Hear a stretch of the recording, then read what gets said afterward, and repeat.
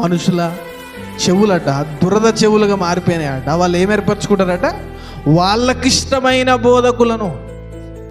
అట్లా కాకుండా పాస్టర్ నువ్వు తాగాలనుకుంటున్నావా, అయితే తాగు అని చెప్పిండు అనుకోండి.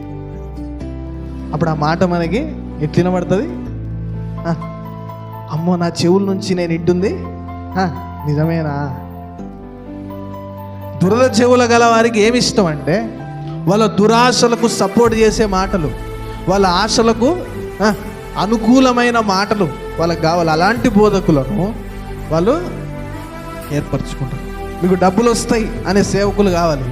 మీరు దేవుణ్ణి నమ్ముకుంటే మీకు డబ్బులు పోతాయి అనే సేవకులు వద్దు. మీరు దేవుణ్ణి నమ్ముకుంటే మీకు కష్టాలు వస్తాయి అనే సేవకులు వద్దు. మీరు దేవుణ్ణి నమ్ముకుంటే మీకు కష్టాలు పోతాయి అనే సేవకులు కావాలి. అందుకే ఈ రోజున చాలామంది సేవకులు ఏం బోధిస్తున్నారు? ప్రాస్పరిటీ గాస్పెల్ అంటారు. అంటే ఈ లోక విషయమైన ఆశలను ఆధారము చేసుకొని ప్రకటిస్తున్న సువార్త, రోగాల కోసం చేసే సువార్త, వ్యాధుల కోసం మాత్రమే చేసే సువార్త, లేదా ఆస్తులు మీకు వస్తాయి ధనవంతులు అయిపోతారని చెప్పడానికి చేస్తున్న సువార్త, లేకపోతే మీకు ఏ కష్టాలు రావు, మీ లోకంలో మీకు ఏ బాధలు రావు అని చెప్పే సువార్త. ఇవి ఎందుకు వచ్చినాయంటే మనుషులు ఎలా మారిపోయారు?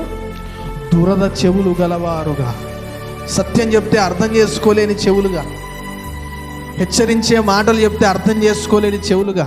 అరే నువ్వు బాగుపడాలి, నీ జీవితం బాగు చేసుకోవాలి, నీ కుటుంబాన్ని నువ్వు కట్టుకోవాలి,